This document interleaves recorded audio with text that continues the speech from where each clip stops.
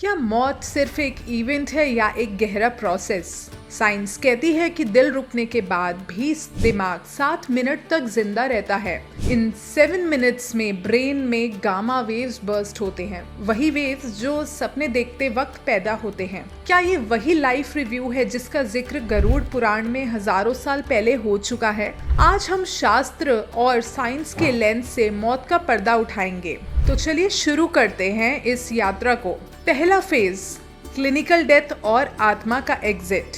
Medical science मौत को 2 हिस्सों में बांटता है। पहला क्लिनिकल डेथ, जिसे दिल का रुकना माना जाता है, और बायोलॉजिकल डेथ, जिसे ब्रेन सेल्स का मरना माना जाता है। वहीं पुराण की बात करें तो गरुड़ पुराण के प्रेत खंड चैप्टर 4 में कहा गया है कि जब मौत निकट आती है तो शरीर के 5 प्राण इंद्रियों को छोड़ते हैं। इस वक्त आत्मा एक अंगुष्ठ मात्र यानी अंगूठे हमारे थंब के बराबर आकार धारण करती है, जिसे लिंग शरीर कहा जाता है। फेज 2, यमदूत या DMT हेलुसिनेशंस। पुराण कहता है कि पापी को मौत के वक्त 4000 बिच्छुओं के डंक जितना दर्द होता है और ये बहुत भयानक होता है। साथ ही उसे 2 यमदूत भी दिखाई देते हैं जिनकी आंखें लाल होती हैं और वो खुद भी बहुत ही डरावने से दिखते हैं। वहीं साइंस की बात करें तो रिसर्चर्स मानते हैं कि मौत के वक्त ब्रेन का पीनियल ग्लैंड एक पावरफुल केमिकल रिलीज करता है जो कि DMT या द स्पिरिट मॉलिक्यूल है।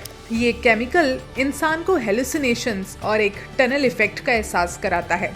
डॉक्टर सैम पार्निया की रिसर्च कहती है कि अवेयरनेस मौत के बाद भी एक्टिव रहती है, जिससे व्यक्ति अपने आसपास की बातें सुन सकता है। Phase 3, the 24 hour return and the 13 day transition. Garuda Purana के चैप्टर 5 में लिखा गया है कि यमदूत आत्मा को पहले यमलोक ले जाते हैं, पर उसके तुरंत बाद उसे 24 घंटे के लिए वापस घर छोड़ देते हैं ताकि वो पिंड ग्रहण कर सके। वहीं साइंस की बात करें तो ये क्वांटम परसिस्टेंस जैसा है। मौत के बाद भी बॉडी से बायोफोटॉन्स एमिट होते रहते हैं। अगले 10 दिनों तक किया गया पिंडदान आत्मा को एक नया यत्न देह देता है। पहले दिन से सिर, दूसरे दिन से गर्दन और अंत में पूरा सूक्ष्म शरीर तैयार होता है, ऐसा भी पुराण में कहा गया है। फेज 4, वैतरणी नदी, द जेनेटिक एंट्रोपी बैरियर। 13वें दिन आत्मा यम मार्ग पर निकलती है, जहां आती है वैतरणी नदी, जिसका जिक्र चैप्टर 7 में है। पापियों के लिए ये नदी आग और खून से भरी होती है। फिजिक्स के अनुसार नेगेटिव एनर्जी यानी एंट्रोपी, जिसे जेनेटिक एंट्रोपी कहते हैं, हमेशा वाइब्रेशन को स्लो कर देती है। इसे गरुड़ पुराण की नज़र से देखें तो वही आत्मा इसे पार कर पाती है जिन्होंने पॉजिटिव वाइब्रेशंस एक्यूमुलेट किए हों, यानी कि अपने कर्म अच्छे रखे हों, पुण्य गौदान किया हो। Phase 5, Chitragupta, the cosmic database. Garuda Purana के 3rd चैप्टर में चित्रगुप्त का भी जिक्र है। यहाँ आग्रसंधनी रजिस्टर का जिक्र किया गया है। वहीं साइंस इसे एपिजेनेटिक्स और आकाशिक रिकॉर्ड्स के शब्दों से बुलाता है। हमारा एक एक्शन और इमोशन हमारा DNA में टैग की तरह रिकॉर्ड हो जाता है। चित्रगुप्त का रजिस्टर दरअसल हमारी वही जेनेटिक मेमोरी है जो अगले जन्म का आधार बनती है।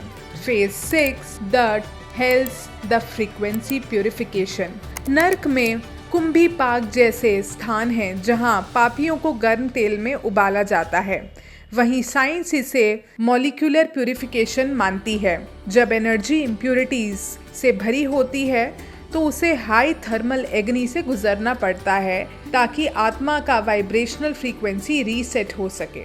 फेज 7, एम्ब्रियोलॉजी और गर्भवास का रहस्य। गरुड़ पुराण के चैप्टर 32 में कहा गया है कि 7वें महीने में बच्चे को पिछले जन्मों का पूरा ज्ञान होता है। वहीं साइंस इसे एम्ब्रियोलॉजी का फैक्ट मानती है कि 7वें महीने में फीटस का ब्रेन मेमोरी स्टोर करने के लायक डेवलप हो जाता है। बच्चा बाहर आते ही इसलिए रोता है क्योंकि वो एनवायरमेंटल ट्रॉमा की वजह से वो सब भूल जाता है, जिसको पुराण वैष्णवी माया कहता है।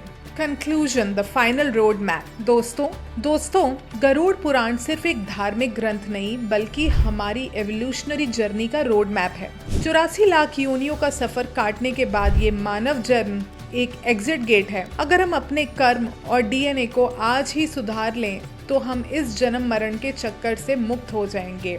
मौत एक अंत नहीं, सिर्फ एक ट्रांजिशन है। अपनी कार्मिक फ्रीक्वेंसी को बढ़ाएं, ओम नमो नारायणा।